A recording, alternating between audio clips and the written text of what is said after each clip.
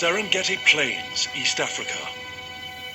1.3 million animals are about to embark on the most epic migration on Earth.